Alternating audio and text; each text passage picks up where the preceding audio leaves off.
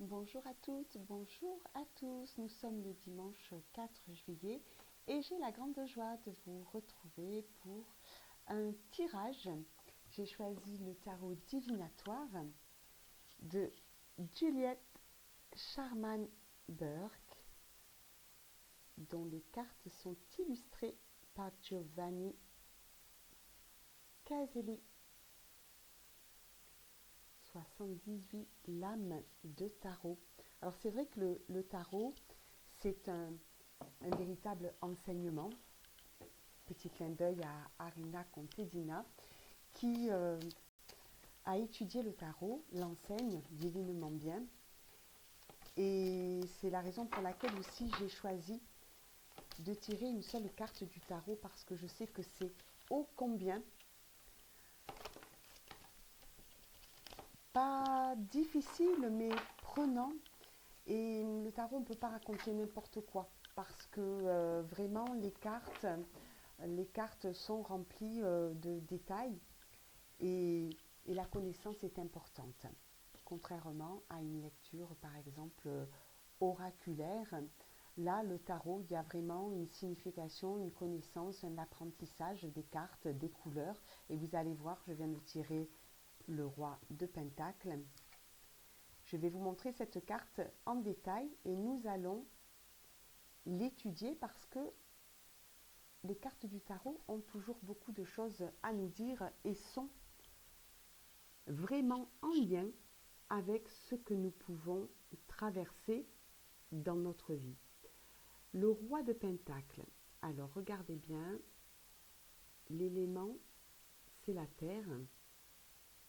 Le roi de Pentacles est représenté d'un riche manteau. Est-ce que vous voyez, voilà, décoré de grappes de raisin et de feuilles de vigne. On voit bien qu'une vigne pousse de chaque côté du trône. La vigne symbolise la richesse de la terre et les grappes, les bienfaits de la terre. Le trône de pierre est sculpté de têtes de chamois, on voit bien là en bas, qui sont le symbole du Capricorne, le signe du zodiaque, associé au roi de Pentacles. Il tient un globe dans la main gauche, symbole du pouvoir temporel, et un pentacle dans la main droite, symbole de la magie de la terre. Derrière lui, en haut, se dresse un château. Vous voyez comme il est impressionnant, ce château, démesuré, je dirais. Et lui représente ses réalisations terrestres et ses possessions matérielles. Alors ce roi de Pentacle est représenté sous la forme d'un personnage majestueux et autoritaire. C'est une image d'ambition qui est en résonance avec le signe du Capricorne, qui est, on va dire, le signe du zodiaque autoritaire, ambitieux, qui aime avoir une position sociale élevée. Et souvent, les personnes qui sont de ce signe se montrent en effet déterminées à aller jusqu'au bout de leur action et mettent souvent de nombreuses choses en place. C'est très réfléchi, c'est très calculé. Elles savent exactement où elles veulent aller. Donc ça représente souvent dans notre vie une personne qui a travaillé dur pour réussir et qui est satisfaite de sa réussite, mais ça peut aussi représenter, ça vous voyez, c'est une guidance intemporelle qui va parler aux uns comme aux autres d'une manière différente. Donc ça peut également représenter une personne qui voit justement tout ce qui a été bloqué jusqu'à présent se débloquer, puisque on a subi quand même un événement, je dirais, mondial, universel même, qui a empêché certaines situations d'avancer, d'évoluer et d'aller même, je dirais, jusqu'à jusqu'à leur terme. Donc cela peut représenter en fait un déblocage de situation, c'est-à-dire que vous allez récolter ce que vous avez semé, ce que vous avez mis en place, parce que vous êtes quelqu'un qui a des valeurs morales et qui a tout fait pour s'assurer une place, une position sociale. Et ça peut aussi vouloir dire qu'il y a une rencontre dans votre vie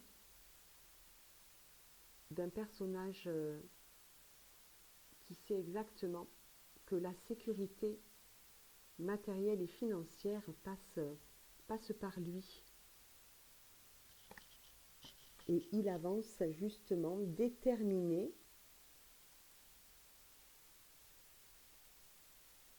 vers la réalisation des projets qu'il a étudiés puis mis en place. Ça peut vouloir dire aussi que pour arriver à vos fins, dans vos projets, il est utile que vous soyez doté de cette volonté de réussir, de cette volonté d'atteindre votre but, celui que vous vous êtes fixé en fait, que ce soit un désir de richesse ou d'être dans telle ou telle situation qui vous apporte une position sociale plus élevée. Cela peut aussi être, bien sûr, en rapport avec des projets autres qui vous tiennent à cœur et pour lesquels il a été nécessaire de vous armer d'ambition et de détermination pour réussir matériellement et socialement. Et je dirais même que sur un plan spirituel, il est aussi nécessaire d'être comme ce roi de Pentacle, c'est-à-dire d'être déterminé et de ne pas simplement faire les choses d'une manière indisciplinée, un peu qu'à notre tête. Non, je pense que vraiment, cette carte nous invite à réfléchir sur la volonté d'évoluer aussi spirituellement. Et cela veut dire que cela implique une discipline, une rigueur. Alors, évidemment, dans la bienveillance pour qui nous sommes, mais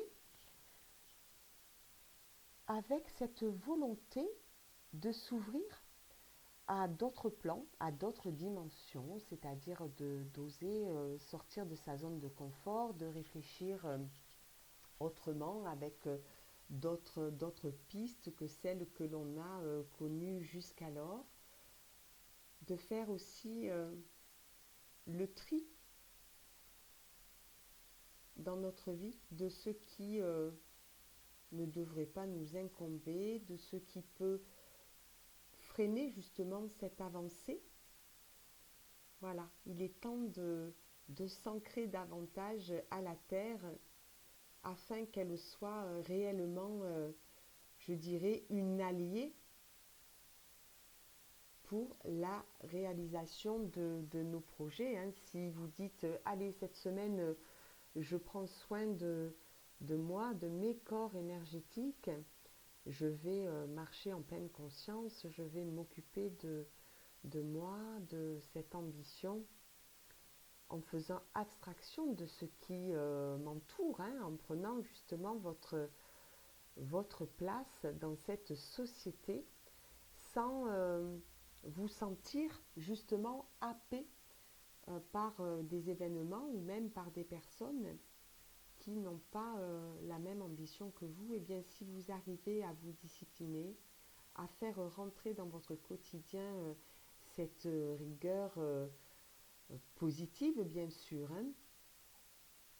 de façon à ce que vous puissiez méditer davantage, vous ressourcer un peu plus, aller dans les endroits qui vous plaisent, qui vous font du bien, vous entourer des belles personnes qui résonne, on va dire, sur même fil conducteur que vous. On peut être différent. Évidemment, cela permet les échanges et la richesse de ces échanges. Mais il est bien sûr très important que vous puissiez vous entourer de personnes qui respectent vos choix, vos non-choix, votre vie et bien sûr au-delà votre être. Faut-il encore savoir qui l'on est afin de pouvoir se montrer tel que l'on est et aller vers ce qui nous anime, vers ce qui nous fait vibrer. Donc ce roi de Pentacle nous invite à nous poser, mais aussi à nous imposer. Hein. Je lis cette carte ainsi, c'est-à-dire que il inspire le respect, cet homme. On voit bien que il est arrivé et il attend tout ce qu'il a pu avoir comme piste de réflexion. Eh bien, on voit que c'est bien, bien ancré dans la terre et que c'est bien sûr à cette condition qu'il est entouré de tous ses biens. Parce que bien sûr, il ne suffit pas de dire je veux effectuer un travail spirituel. Pour la réussite de ce travail, il y a aussi une détermination. Il y a la volonté de prendre du temps pour soi, mais aussi la volonté de mieux s'entourer. Cette inévitable voie qui permet de faire un petit peu le ménage chez soi, autour de soi, mais aussi en soi. Et cela est possible uniquement euh, par la première étape qui est la volonté de transformer sa vie commence par la volonté de s'affirmer et la volonté de partir à la recherche de qui l'on est. Je répète souvent le positionnement de trois verbes, être, faire et avoir. C'est leur juste place à cet endroit. Si vous mettez le verbe faire en premier, vous faites pour qui, pourquoi. Si vous mettez le verbe avoir en premier, vous allez avoir mais quoi. Si vous mettez le verbe être en premier, cela veut dire que vous êtes parti dans cette recherche de qui vous êtes à votre maturité, quel que soit votre âge. Vous avez des désirs, vous avez aussi des projections, vous avez la possibilité du coup de trier un petit peu ce que vous ne voulez plus.